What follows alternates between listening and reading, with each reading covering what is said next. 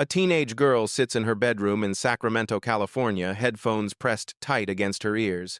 The music is loud, industrial, chaotic, a wall of sound that drowns out the silence of her ordinary suburban life. Her name is Marina Ann Hansis. Nobody outside her family knows her yet, but soon the entire world will. Years later, that same girl will walk onto sets with a new name, a name chosen like armor-sharp and unforgettable Sasha Grey. In a matter of months, she will become one of the most controversial and iconic figures in the adult industry. She will shock audiences, redefine boundaries, and leave critics scrambling to understand her. Was she an artist, a rebel, a victim, or something in between? Her rise would be meteoric and polarizing. By the age of 20, she was already being called a phenomenon. By 21, she had won major awards and become a lightning rod for debates on feminism, exploitation, and power. And by her mid-20s, she walked away, declaring herself finished with an industry that had both made her famous and consumed her. But what drives a quiet working-class girl to embrace the most taboo stage imaginable? What fears, what hunger, what defiance carried her from Sacramento bedrooms to magazine covers to red carpets to indie films directed by Hollywood auteurs?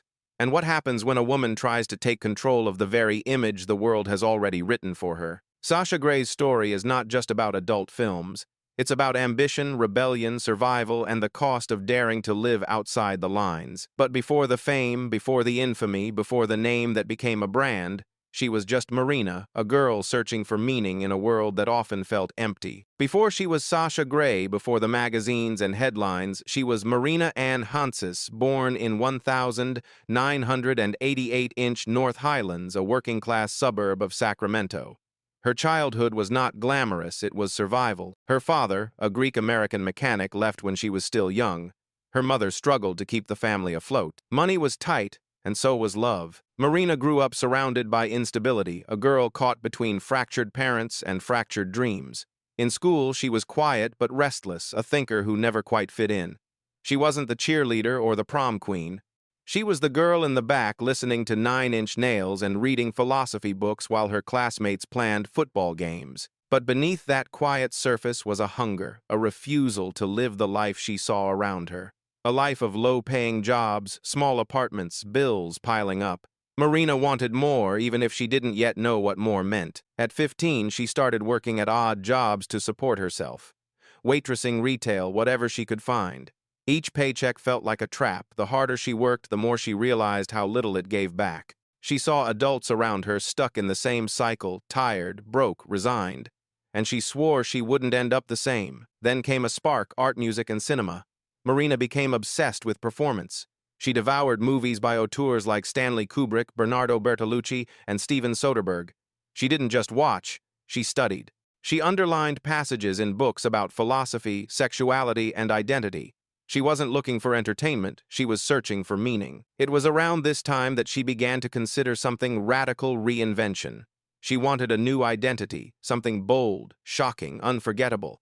Something that would break her free from the smallness of her world. By 17, Marina had made her decision. She would leave Sacramento, leave behind the name that tied her to struggle, and step into a persona she had carefully crafted. That persona was Sasha Grey, a name borrowed from literature and symbolism meant to be as alluring as it was dangerous. And once she put it on, there was no going back. But was Sasha Grey an act of empowerment or the beginning of a trap she could never escape? When Marina Ann Hansis became Sasha Grey, she wasn't stepping timidly into a new life, she was charging in with purpose. At just 18 years old, she entered an industry notorious for consuming its stars, and within weeks she had already made herself impossible to ignore. Unlike many who stumbled into adult films through desperation, Sasha approached it like a manifesto. She wasn't hiding, she was announcing herself. She chose the name deliberately, Sasha for strength. Grey for the shades of morality, the in-between, where society is both fascinated and repulsed. It was more than a stage name. It was an identity she had forged, one that blurred the line between art rebellion and provocation. Her debut was explosive. Sasha didn't just perform, she confronted the camera, daring it to look away. Directors said she had something rare, not just beauty, but intensity. She could be submissive one moment, and defiant the next, always in control, even when the scene suggested otherwise. Viewers felt it, critics noticed it, and almost instantly she was a star. By 2007, only a year after entering the industry, she was everywhere. She won awards, signed with top studios, and became one of the youngest women ever to receive AVN honors. But it wasn't just about trophies. Sasha Grey was different because she made people talk. She gave interviews where she quoted philosophers like Descartes and Baudrillard, framing her work as a commentary on sexuality, media, and power. Was it performance art, was it exploitation, or was it both? Mainstream media couldn't resist. Rolling Stone called her the smartest girl in porn. CNN, The Tyra Banks Show, and countless outlets invited her to explain herself, and every time she spoke with calm conviction, as if she had been preparing her whole life for these debates. To some, she was a feminist hero. To others, she was a dangerous symbol of everything wrong with modern culture. But controversy only fueled her rise. By 20, Sasha Grey was not just an actress. She was a cultural lightning rod. Directors outside the adult world began to notice. Steven Soderbergh cast her in The Girlfriend Experience, 2009, an indie drama where she played a high-end escort navigating intimacy and capitalism. Critics were divided, but one thing was clear. Sasha Grey had crossed the invisible line between adult and mainstream cinema. She was living the dream she had once whispered to herself in Sacramento, breaking rules, making noise, forcing the world to look at her. But dreams built on provocation come with shadows. The same intensity that fueled her rise would soon test her limits, blurring the line between empowerment and exploitation. Because when you set yourself on fire to light up the world, how long before the flames burn you too?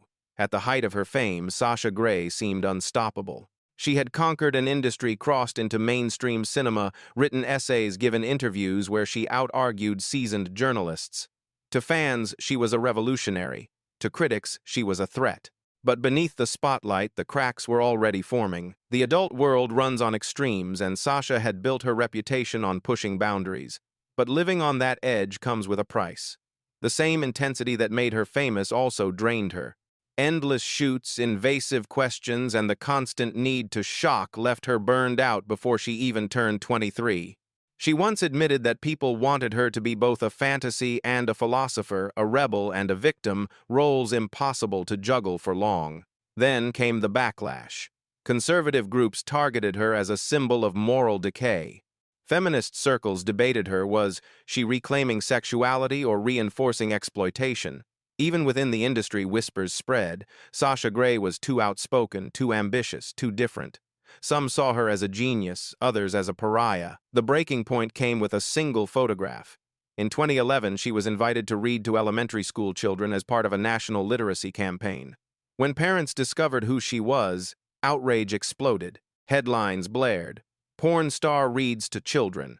Sasha insisted she was simply promoting reading, but the damage was done. The controversy painted her as radioactive, too toxic for mainstream projects, too notorious to escape her past. She was only in her mid-20s, but she felt like she had lived several lifetimes.